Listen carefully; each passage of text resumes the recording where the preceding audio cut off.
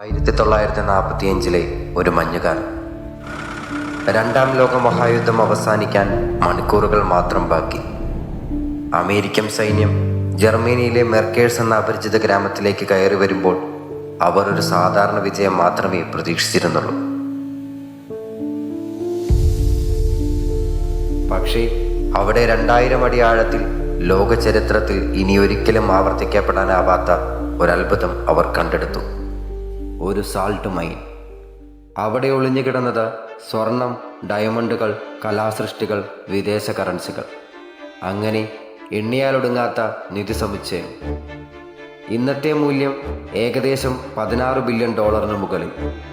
പക്ഷേ ഇത് വെറും ഒരു നിധിക്കഥയല്ല. ഇത് ഹിറ്റ്ലറുടെ സാമ്രാജ്യം യൂറോപ്പിൽ നിന്ന് കവർന്നെടുത്ത വിലപിടിപ്പുള്ള സ്വത്ത്. ഈ കഥ 1945 അവസാനിക്കുന്നില്ല. പക്ഷേ അത് തുടങ്ങുന്നത് 1933 ഒരാളുടെ ഉയർച്ചയിൽ നിന്നാണ്. Adolf Hitler.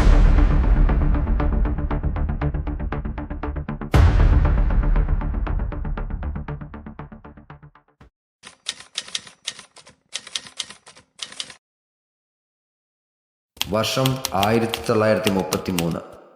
ജർമ്മനി സാമ്പത്തിക ഞെരുക്കത്തിൽ മുങ്ങിയ കാലം. ജനങ്ങൾ പട്ടിണിയും രോഗവും കൊണ്ട് തകർന്നിരുന്നു.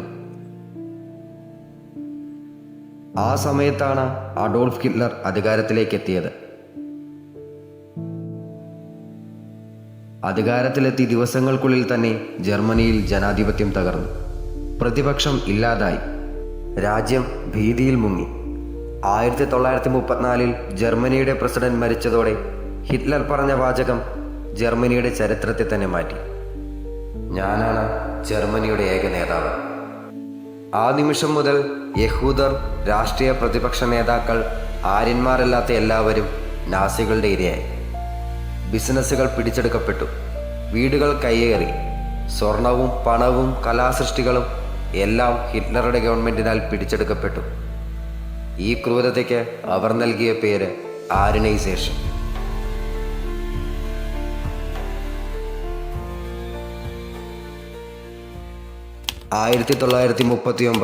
September 1 Germany പോളണ്ടിനെ ആക്രമിക്കുന്നു. ഇതോടെ രണ്ടാം ലോക മഹായുദ്ധം ഔദ്യോഗികമായി ആരംഭിച്ചു. അത് ഒരഗ്നി പോലെ മുഴുവൻ യൂറോപ്പിലേക്കും പടരുന്നു. പോളണ്ട് പരാജയപ്പെട്ടു. നെതർലാൻഡ്സ്, ബെൽജിയം, ഫ്രാൻസ് എല്ലാവരും. ഈ രാജ്യങ്ങളുടെ ബാങ്കുകൾ, മ്യൂസിയങ്ങൾ, ഭരണാധികാരികളുടെ നിധികൾ ഒന്നിനും തന്നെ നാസികളുടെ പിടിയിൽ നിന്ന് രക്ഷപ്പെടാനായില്ല. നാസികൾക്ക് പ്രത്യേകമായി ഒരു കൊള്ളയടിക്കൽ സംഘം തന്നെ ഉണ്ടായിരുന്നു, ERR എന്ന സംഘടന. എവിടെ കലാസൃഷ്ടിയും സ്വർണവും മറ്റ് വിലപിടിപ്പുള്ള വസ്തുക്കളുമുണ്ടോ അവിടെ അവരുണ്ടാകും. കൂടാതെ യുദ്ധത്തിൻ്റെ നടുവിൽ കോൺസെൻട്രേഷൻ ക്യാമ്പുകളിൽ നടന്നത് വാക്കുകളാൽ പറയാനാവാത്ത ഭീകരതയായിരുന്നു. അവിടെ കൊന്നൊടുക്കിയ ആയിരക്കണക്കിന് യഹൂദരിൽ നിന്നെല്ലാം സ്വർണപ്പല്ലുകൾ വരെ അവർ പഠിച്ചെടുത്തിരുന്നു. അവ ഉരുക്കി സ്വർണ്ണ ബാറുകളാക്കി അവർ സൂക്ഷിച്ചു. 1945 അമേരിക്കൻ സൈന്യം ആ നിധി സമുച്ചയത്തിൽ നിന്നും കണ്ടെടുത്ത സ്വർണപ്പല്ലുകൾ കോൺസെൻട്രേഷൻ ക്യാമ്പുകളിലെ ഇരകളിൽ നിന്നും നീക്കം ചെയ്തവയായിരുന്നു. ഇത് കോൺസെൻട്രേഷൻ ക്യാമ്പുകളിലെ ഭീകരതയുടെ തെളിവുകളിൽ പ്രധാനപ്പെട്ട ഒന്നാണ്. 1941 ഹിറ്റ്ലർ സോവിയറ്റ് യൂണിയനെ ആക്രമിച്ചു. ആദ്യം ഒരു പരിധിവരെ വിജയം കൈവരിക്കാൻ സാധിച്ചെങ്കിലും റഷ്യയുടെ ശൈത്യകാലം ജർമ്മൻ സൈനികരെ തകർത്തു. അതോടൊപ്പം ജർമ്മനിയുടെ പടിഞ്ഞാറൻ ദിക്കിൽ നിന്ന് അമേരിക്കയും ബ്രിട്ടനും മുന്നേറി. ആദ്യകാലങ്ങളിൽ അമേരിക്ക യുദ്ധത്തിൽ പങ്കെടുത്തിരുന്നില്ല. പക്ഷേ 1941 ഡിസംബർ 7 ജപ്പാൻ പേൾ ഹാർബർ ആക്രമിച്ചതിനെ തുടർന്ന് ഹിറ്റ്ലർ അമേരിക്കയ്ക്കെതിരെ യുദ്ധം പ്രഖ്യാപിച്ചു. അതേ തുടർന്ന് America, Britain, France, Soviet union, Canada, Australia തുടങ്ങിയ കൂട്ടുകക്ഷികളോടൊപ്പം തിരിച്ച് ആക്രമണം ശക്തമാക്കി. വർഷം 1945. നാസികൾ തോൽക്കുമെന്ന് വ്യക്തമായപ്പോൾ ഹിറ്റ്ലർ ഭയപ്പെട്ടു. സ്വർണം, വിദേശ കറൻസി, കലാസൃഷ്ടികൾ, അങ്ങനെ വർഷങ്ങൾ കൊണ്ട് അവർ കൊള്ളയടിച്ച നിധികളെല്ലാം നഷ്ടമാകുമെന്ന് അവർക്ക് മനസ്സിലായി. ഹിറ്റ്ലറുടെ സാമ്രാജ്യം തകർന്നു വീഴുമ്പോൾ അവർ കൊള്ളയടിച്ച നിധികളെല്ലാം സുരക്ഷിതമാക്കുക എന്നതായിരുന്നു അവരുടെ ശ്രമം. അങ്ങനെ അവരുടെ നിധികളെല്ലാം അവർ ഒരു സ്ഥലത്തേക്ക് മാറ്റുവാൻ തീരുമാനിച്ചു. ചുറിഞ്ചിയയിലെ മേക്കേഴ്സ് സാൾട്ട് മൈൻ. 2100 അടി ആഴം, വിമാനത്തിന് പോലും കണ്ടെത്താനാകാത്ത സ്ഥലം, തണുപ്പിന് കടക്കാൻ സാധിക്കാത്ത ഈർപ്പമില്ലാത്തൊരു ഒളിത്താവളം. അങ്ങനെ ഒരു വലിയ നിധിശേഖരം ഭൂമിയുടെ ആഴത്തിൽ അവർ ഒളിപ്പിച്ചു. 1945 ഏപ്രിൽ മാസം അമേരിക്കയുടെ തേർഡ് ആർമി മെർക്കേഴ്സിലെത്തുമ്പോൾ അവർക്ക് ഒന്നിനെയും കുറിച്ച് അറിവുണ്ടായിരുന്നില്ല. പക്ഷേ ഏപ്രിൽ 4 രാത്രി അമേരിക്കൻ സൈന്യം തടഞ്ഞ 2 ഫ്രഞ്ച് സ്ത്രീകൾ ചരിത്രം മാറ്റുന്നൊരു വാക്കു പറഞ്ഞു. ഗാർഡുകൾ സ്വർണം, ബാഗുകൾ, ബാരലുകൾ എന്നിവയുമായി കുറേ ദിവസങ്ങളായി മൈനുകളിലേക്ക് ഇറങ്ങുന്നുണ്ട്. ആ സ്ത്രീകൾ ഫോഴ്സ്ഡ് ലേബേഴ്സ് ആയിരുന്നു. അതിലൊരാൾ ഗർഭിണി. വർഷങ്ങളായി ഹിറ്റ്ലറുടെയും ജർമ്മൻ സൈനികരുടെയും ക്രൂരത കണ്ടവർ. അമേരിക്കക്കാർ സഹായിക്കുമെന്ന് മനസ്സിലാക്കിയ അവർ ഒടുവിൽ സത്യം വെളിപ്പെടുത്തി.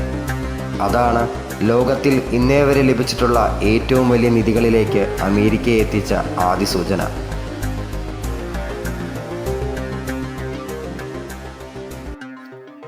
അങ്ങനെ അമേരിക്കൻ ആർമി ആ മൈൻ തുറക്കുവാൻ തീരുമാനിച്ചു. അമേരിക്കൻ എഞ്ചിനീയേഴ്സ് പ്രവേശന കവാടം പൊളിച്ചു. വിലപിടിപ്പുള്ള ചിത്രങ്ങൾ തകരാതെ വളരെ സൂക്ഷ്മതയോടെ അവർ അത് കൈകാര്യം ചെയ്തു. ഒടുവിൽ ഒരു മതിൽ തുറന്നപ്പോൾ അവർ കണ്ടത് സ്വർണത്തിൻ്റെ വലിയ കട്ടകൾ, ഡയമണ്ടുകൾ, വിദേശ കറൻസികൾ, മ്യൂസിയങ്ങളിൽ കാണുന്ന വിലപിടിപ്പുള്ള ചിത്രങ്ങൾ, അതിനു നടുവിൽ കുറച്ച് ചെറിയ ബാഗുകൾ. അത് തുറന്നപ്പോൾ അവർ ഞെട്ടി. കുറേയധികം സ്വർണപ്പല്ലുകൾ. യഹൂദരും രാഷ്ട്രീയ തടവുകാരും ഹോളോകോസ്റ്റിൻ്റെ ഇരകളും സഹിച്ച അവസാനത്തെ ക്രൂരതയുടെ തെളിവുകളായിരുന്നു അത്. ഒരിക്കലും മറക്കാനാവാത്തൊരു നിമിഷം. അങ്ങനെ അമേരിക്കൻ പ്രസിഡന്റിൻ്റെ ഉത്തരവെത്തി. മുഴുവൻ നിധികളും സുരക്ഷിതമാക്കി എത്രയും പെട്ടെന്ന് അവിടുന്ന് നീക്കം ചെയ്യുക. അമേരിക്കയുടെ മുതിർന്ന നേതാക്കൾ മൈൻ സന്ദർശിച്ചു, ഫോട്ടോ എടുത്തു, വീഡിയോകൾ രേഖപ്പെടുത്തി. അങ്ങനെ മുഴുവൻ നിധിയും ഫ്രാങ്ക്ഫർട്ടിലേക്ക് മാറ്റപ്പെട്ടു.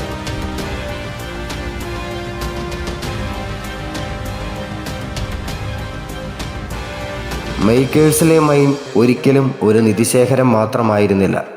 അത് ലോക ചരിത്രത്തിലെ ഏറ്റവും വലിയ ക്രൂരതയുടെ തെളിവായിരുന്നു. മനുഷ്യരാശിയുടെ സ്വത്ത്, മനുഷ്യരാശിയുടെ മുറിവുകൾ, ഒരിക്കലും മറക്കാനാവാത്തൊരു കഥ.